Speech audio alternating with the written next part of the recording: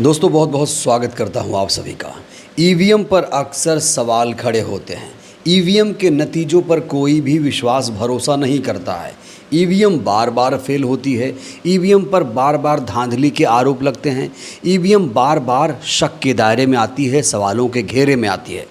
और इसीलिए देश की बड़ी आबादी ये कहती है कि ईवीएम से भैया चुनाव मत कराओ, चुनाव बैलेट पेपर से होना चाहिए। दोस्तों, जिसका डर था वही हुआ। पिछले दिनों डुसू यानी दिल्ली विश्वविद्यालय में छात्र संघ का चुनाव हुआ और जब चुनाव हो रहा था, जब वोटिंग हो रही थी, तभी ये आरोप लग गए थे कि यहाँ पर बड़े पैमाने पर धांधली की जा रही है। दोस्तों, सबसे पहले मैं आपको बताना चाहता हूँ कि जो डुसू का चुनाव हुआ है, दिल्ली विश्वविद्यालय छात्र संघ का चुनाव हुआ है, उसमें एबीवीपी के उम्मीदवार आर्यन मान ने जीत हासिल की थी। आर्यन मान जानते हैं कौन है? शराब कारोबारी, हरियाणा का रहने वाला कोई शराब कारोबारी है, उसका बेटा है आर्यन मान। आर्यन मान ने छात्र संघ के अध्यक्ष पद का चुनाव जीता। और जानते हैं कैसे चुनाव जीता? आरोप बहुत संगीन है और शायद इसीलिए हाई कोर्ट ने भी ईवीएम को सुरक्षित रखने का आदेश दिया है। हाई कोर्ट ने ईवीएम को लेकर जो फैसला सुना है दोस्तों, वो बेहद चौंका देने वाला है। लेकिन दोस्तों, सबसे पहले आपको बताना चाहते हैं कि आरोप लगे क्या थे ईवीएम पर और जो याचिका गई है दिल्ली हाई कोर्ट में, फिर दिल्ली हाई कोर्ट ने फैसला किस तरीके से लिया है, फैसले की भी तारीफ हो रही है। यहाँ एक वीडियो मैं आपको दिखाना चाहता हूँ। इस वीडियो को गौर से देखिए दोस्तों। ये ईवीएम मशीन है और इस ईवीएम मशीन को अगर आप गौर से देखेंगे तो यहाँ पर एबीवीपी का जो कैंडिडेट आर्यन मान है, उसके नाम के आगे ब्लू इंक लगा हुआ था। और जैसे ही लोगों ने देखा कि भाई ये जो एबीवीपी का कैंडिडेट है, इसके नाम के आगे ब्लू इंक क्यों लगा है, तभी से ये जो चुनाव था संदेह के घेरे में आ गया था और तभी से इस चुनाव पर सवाल खड़े हो रहे थे। एक प्रत्याशी थी एनएसयूआई की तरफ से जोसलिन नंदिता चौधरी। नंदिता चौधरी जो जोसलिन हैं, उन्होंने इसको लेकर कई सारे गंभीर आरोप लगाए थे। मैं चाहता हूं आप लोग सबसे पहले जोसलिन जी का ये वीडियो देखिए।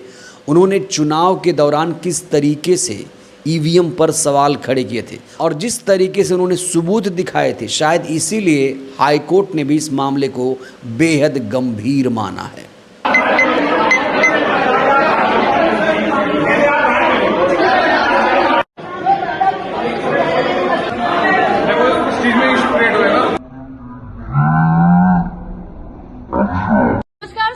मैं जोसलिन नंदिता चौधरी, इस साल एनएसयूआई से डुसू प्रेसिडेंशियल कैंडिडेट।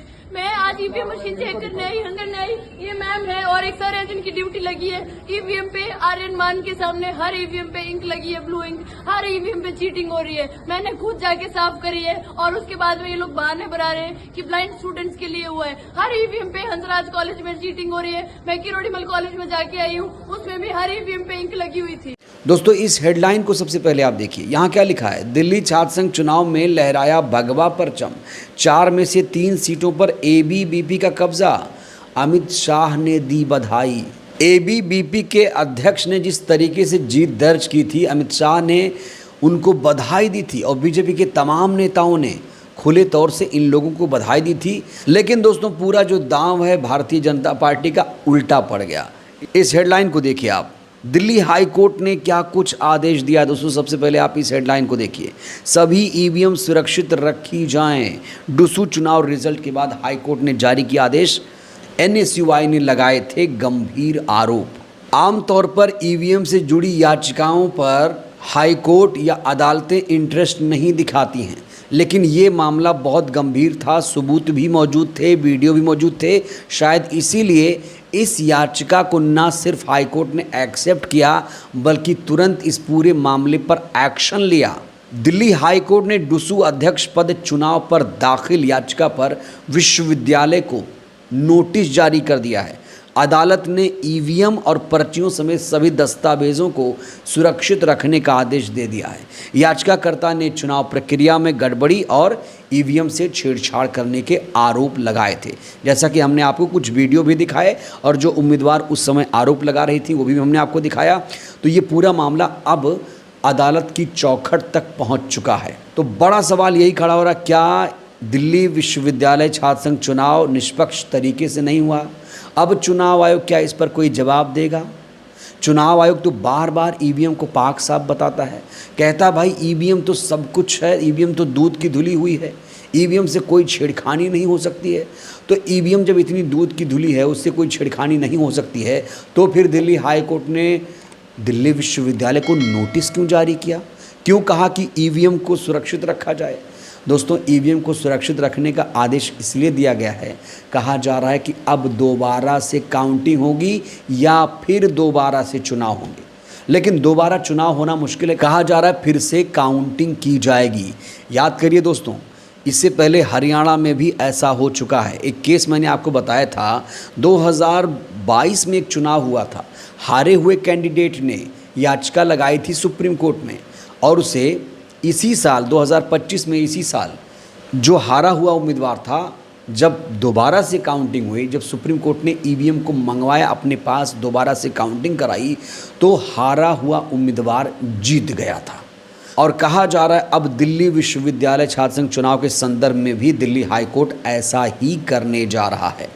तो जो लोग कहते हैं कि ईवीएम से छेड़छाड़ नहीं होती है, उन्हें इन तमाम घटनाओं पर भी गौर करना चाहिए। जो लोग कहते हैं ईवीएम बिल्कुल दूध की धुली हुई है, कोई छेड़खानी इसमें नहीं हो सकती है, तो छात्र संघ चुनाव के संबंध में दिल्ली हाई कोर्ट ने जिस तरीके से नोटिस जारी किया, जिस तरीके से गंभीरता दिखाई है, क्या ऐसे ही दिखा दी है? हाई कोर्ट तो बिना सबूत के किसी याचिका पर कोई दिलचस्पी लेता ही नहीं है।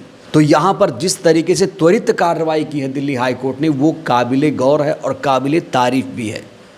और कहा जा रहा है कि अगर दिल्ली हाई कोर्ट ने इसे सही तरीके से नहीं सुना, तो फिर ये मामला सुप्रीम कोर्ट में भी जा सकता है। लेकिन बहुत सारे लोग उम्मीद लगाए हुए हैं, जो लोग हारे हुए हैं, जिनको जीत की उम्मीद थी, उनको यही भरोसा है, अपने ऊपर यकीन है कि अब फिर से काउंटिंग होगी तो उनकी जीत हो सकती है, क्योंकि इस चुनाव में बम्पर तरीके से धांधली की गई है। आपको हमने प्रूफ भी दिखाया कि जो एबीवीपी का कैंडिडेट है आर्यन मान, उसके नाम के आगे ब्लू इंक लगा हुआ था, और यही सबसे बड़ी गलती कर दी एबीवीपी वालों ने, कहा जा रहा है। बीजेपी वालों ने यहाँ सबसे बड़ी गलती की, और जिस तरीके से तमाम बड़े बड़े नेता अपने अध्यक्ष को बधाई दे रहे थे, कहा जा रहा अब वो बधाई फीकी पड़ने वाली है, क्योंकि जो जीता है वो हार भी सकता है अगर काउंटिंग हुई तो। ये सामान्य छात्र कैसे इलेक्शन लड़ेगा अगर हर ईवीएम मशीन पर ये गलती हो रही है? मैं किरोड़ीमल कॉलेज जाके आई हूँ, जो कि मेरा खुद का कॉलेज है, वहाँ पर भी सेम चीज हो रही है। यहाँ के टीचर्स मुझे कवर अप करके बोल रहे हैं कि ब्लाइंड स्टूडेंट्स को बताने के लिए हो रहा है, लेकिन मैं बता देना चाहती हूँ कि जैसे ही मैं कॉलेज से वापस बाहर आई, तो वहाँ वापस ईवीएम मशीन पर इंक लगा दी गई, ताकि जो स्टूडेंट्स आए जिनको ज्यादा ज्ञान नहीं हो, वो उस ईवीएम मशीन पे आर्यन मान को वोट कर दे। मैं आपको ये बताना चाहती हूँ कि मैंने सारे टीचर्स से हाथ जोड़कर रिक्वेस्ट करी कि सर प्लीज मेरे साथ ऐसा मत करो, लेकिन मेरे बाहर निकलते ही उन्होंने वापस इस ईवीएम मशीन पर इंक लगा दी। बहरहाल दोस्तों, इस वीडियो में इतना ही। आपको क्या लगता है, क्या फिर से काउंटिंग हो सकती है? और जिस तरीके से ईवीएम पर बार बार आरोप लगते हैं, शक के दायरे में रहती है, क्या लगता है कि ईवीएम से चुनाव सेफ है? राय दीजिएगा। बहुत बहुत धन्यवाद।